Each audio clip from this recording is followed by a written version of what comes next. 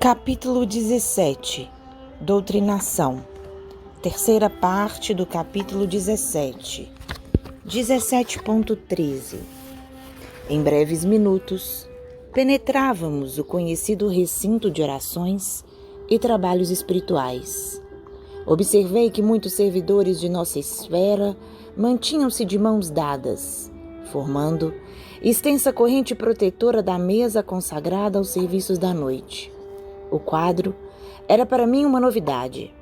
Alexandre, porém, explicou-me discreto.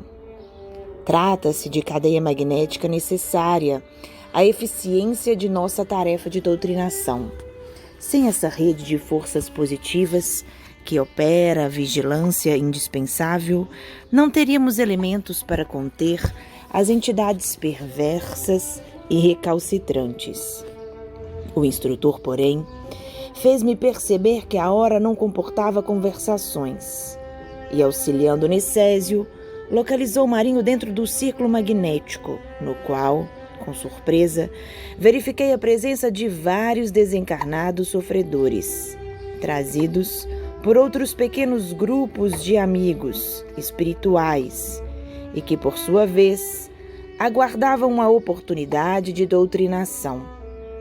Sentindo agora o ambiente em que se achava, Marinho quis recuar, mas não pôde. A fronteira vibratória estabelecida pelos nossos colaboradores, à reduzida distância da mesa de fraternidade, impedia-lhe a fuga. "Isto é um logro!" clamou revoltado. "Sossegue", respondeu-lhe Necésio sem se alterar. "Você conquistará grande alívio. Espere. Poderá desabafar suas mágoas e ouvir a palavra compassiva de um orientador cristão, ainda encarnado. E em seguida, quem sabe, talvez possa ver algum ente querido que se encontre em zonas mais altas, à espera de seu fortalecimento e iluminação." Não quero, bradava o infeliz. "Sabe assim a verdade, meu amigo?" perguntou-lhe o nosso companheiro com inflexão de ternura. "Poderá adivinhar a procedência do socorro de hoje? Conseguirá lembrar-se de quem me enviou ao seu encontro?" 17.14. O sacerdote desencarnado fixou nele os olhos tomados de expressão terrível, mas Necésio, sem perder a calma, falou depois de uma pausa mais longa. "Sua mãe." Marinho escondeu o rosto nas mãos e prorrompeu em pranto angustioso. A esse tempo, secundado por diversos auxiliares, Alexandre prestava ao organismo de Otávia o máximo de concurso fraterno em cotas abundantes de recursos magnéticos.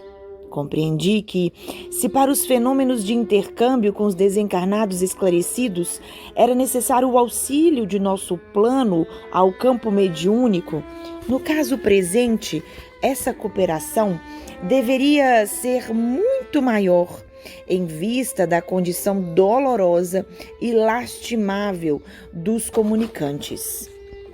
Com efeito, a médium Otávia recebia os mais vastos recursos magnéticos para a execução de sua tarefa.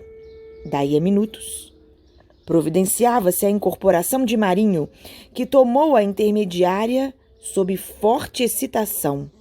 Otávia, provisoriamente desligada dos veículos físicos, mantinha-se agora algo confusa em vista de encontrar-se envolvida em fluidos desequilibrados, não mostrando a mesma lucidez que lhe observáramos anteriormente.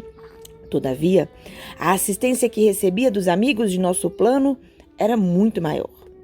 Um instrutor, de elevada condição hierárquica, substituiu Alexandre junto da médium, passando o meu orientador a inspirar diretamente o colaborador encarnado, que dirigia a reunião. Enquanto isso ocorria, vários ajudantes de serviço recolhiam as forças mentais emitidas pelos irmãos presentes. inclusive as que fluíam abundantemente do organismo mediúnico, o que, embora não fosse novidade, me surpreendeu pelas características diferentes com que o trabalho era levado a efeito. Não pude conter-me e interpelei um amigo em atividade nesse setor. 17.15. Esse material, explicou-me ele bondosamente, representa vigorosos recursos plásticos para que os benfeitores de nossa tarefa se façam visíveis aos irmãos perturbados e aflitos, ou para que materializem provisoriamente certas imagens ou quadros indispensáveis ao reavivamento da emotividade e da confiança nas almas infelizes. Com os raios e energias de variada expressão emitidos pelo homem encarnado, podemos formar certos serviços de importância para todos aqueles que se encontrem presos ao plano vibratório do homem comum, não obstante permanecerem distantes do corpo físico. Compreendi a elucidação, reconhecendo que, se é possível efetuar uma sessão de materialização para os companheiros encarnados, em outro sentido, a mesma tarefa poderia ser levada a efeito para os irmãos desencarnados de condição inferior. Admirando a excelência e a amplitude das atividades dos nossos orientadores, fixei a minha atenção na palestra que se estabeleceu entre Marinho, incorporado em Otávia, e o doutrinador humano, orientado intuitivamente por Alexandre. A princípio, o sacerdote demonstrava imenso desespero e pronunciava palavras fortes que lhe denunciavam a rebeldia. O interlocutor, contudo, falava-lhe com serenidade cristã, revelando-lhe a superioridade do Evangelho vivido sobre o Evangelho interpretado. A certa altura da doutrinação, percebi que Alexandre chamava a si um dos diversos cooperadores que manipulavam os fluidos e forças recolhidas na sala e recomendava-lhe que ajudasse a genitora de Marinho a tornar-se visível para ele. Notei que a senhora desencarnada, com os préstimos de outros amigos, atendeu imediatamente, ao passo que Alexandre, abandonando por momentos o seu posto junto ao doutrinador, aplicou passes magnéticos na região visual do comunicante, compreendendo então que ali se encontrava em jogo interessantes princípios de cooperação. A genitora amorosa resignava-se ao envolvimento em vibrações mais grosseiras por alguns minutos, enquanto o filho elevava a percepção visual até o mais alto nível ao seu alcance, para que pudessem efetuar um reencontro temporário de benéficas consequências para eles. 17.16. Voltou Alexandre a fixar-se ao lado do dirigente e, com surpresa, ouvi que o amigo encarnado desafiava o exasperado comunicante, agindo francamente por intuição, com sua voz quente de sinceridade, no ministério do amor fraternal. Observe em volta de si, meu irmão, exclamava o doutrinador comoventemente. Reconhece quem se encontra ao seu lado? Foi então que o sacerdote lançou um grito terrível. Minha mãe! Disse ele, alarmado de dor e vergonha. Minha mãe! Por que não render-se ao amor de nosso Pai Celeste, meu filho? Disse a genitora emocionada, abraçando-o. Chega de vãs discussões e de contendas intelectuais. Marinho, a porta de nossas ilusões terrenas cerrou-se com os nossos olhos físicos. Não transfira para cá nossos velhos enganos. Atenda-me, não se revolte mais, humilhe-se diante da verdade. Não me faça sofrer por mais tempo. Os encarnados presentes viam tão somente o corpo de Otávia dominado pelo sacerdote que lhes era invisível, quase arrebentar-se de soluços atrozes. Mas nós víamos além. A nobre senhora desencarnada postou-se ao lado do filho e começou a beijá-lo em lágrimas de reconhecimento e amor. Pranto copioso identificava-os. Cobrando forças novas, a genitora continuou: perdoe-me, meu filho querido. Se em outra época induzia o seu coração à responsabilidade eclesiástica, modificando o curso de suas tendências, suas lutas de agora atingem-me a alma angustiada. Seja forte, Marinho, e ajude-me, desvencilhe-se dos maus companheiros. Não vale rebelar-se. Nunca fugiremos à lei do eterno. Onde você estiver, a voz divina se fará ouvir no imo da consciência. Nesse momento, observei que o sacerdote recordou instintivamente os amigos, tocado de profundo receio. Agora, que reencontrava a mãezinha carinhosa e devotada a Deus, que sentia a vibração confortadora do ambiente de fraternidade e fé, sentia medo de regressar ao convívio dos colegas endurecidos no mal. 17.17 Apertou a destra materna, confiante, e perguntou: "Oh, minha mãe, posso acompanhá-la para sempre?" A entidade amorável contemplou com redobrado amor através do véu do pranto e respondeu: "Por enquanto não, meu filho. Poderá você distanciar-se do desequilíbrio neste momento, quebrar todos os elos que o prendem às zonas inferiores, abandonando-as de vez. Entretanto, há que transformar sua condição vibratória por meio da renovação íntima para o bem, mediante a qual é possível nossa reunião em breve no lar divino. Não tenha receio, porém. Providenciaremos todos os recursos necessários à sua nova vida, desde que você modifique sinceramente os propósitos espirituais. Dê-nos a boa vontade fiel e Jesus nos auxiliará para o resto. Jesus nos auxiliará quanto ao resto. Temos aqui um desvelado amigo que nos prestará sua valiosa colaboração. Refiro-me a Anicésio, o bom irmão que o trouxe ao nosso encontro. Ele colocará à sua disposição os recursos precisos à conduta diferente. A princípio, Marinho, você experimentará dificuldades e dissabores. Será assediado pelos antigos companheiros, que se converterão em adversários. Mas, sem a luta que facilita a aquisição dos valores reais, não aprenderemos onde se encontra o nosso verdadeiro lugar na obra de Deus. O filho infortunado prometeu-lhe a transformação imprescindível.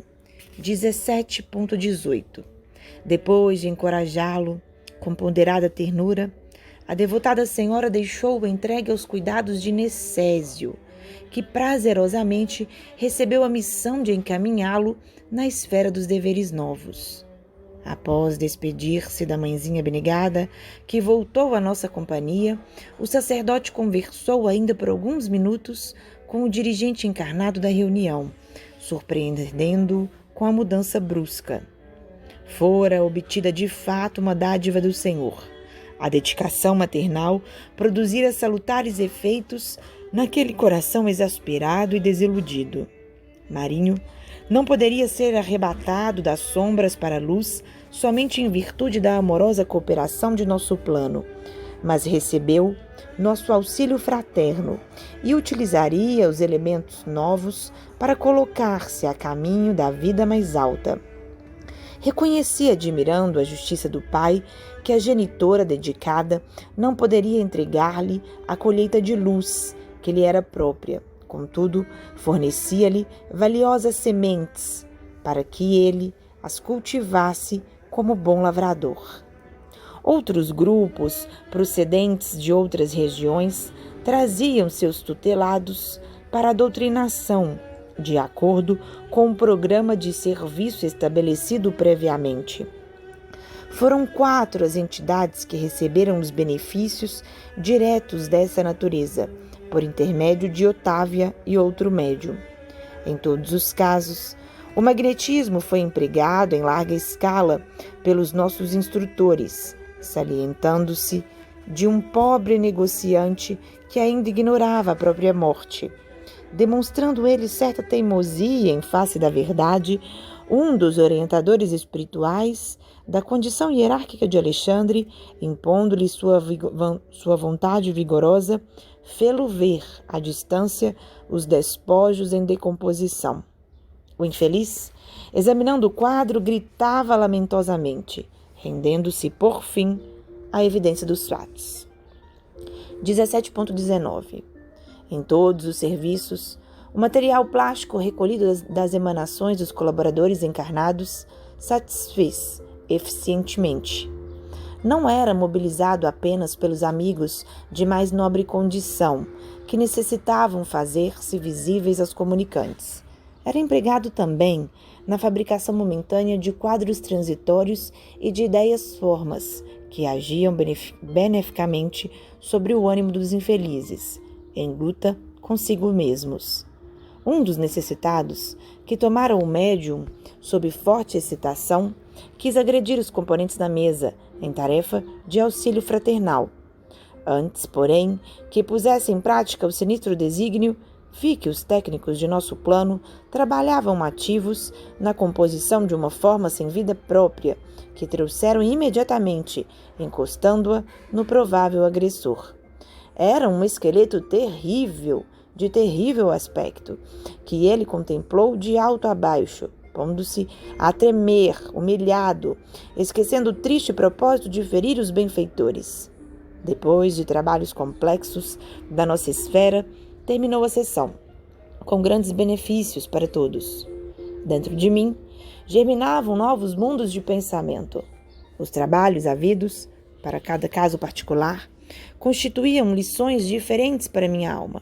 E, aturdido pela dilatação da luz que se fazia cada vez mais intensa e viva no meu círculo mental, reconheci que os gênios celestes poderiam trazer o mais belo e eficiente socorro aos espíritos da sombra, que, movidos de piedade e amor, conseguiriam instalar abundantes celeiros de bênçãos junto dos sofredores, mas que, de conformidade com a eterna lei, os necessitados só poderiam receber os divinos benefícios se estivessem dispostos a aderir por si mesmos aos trabalhos do bem.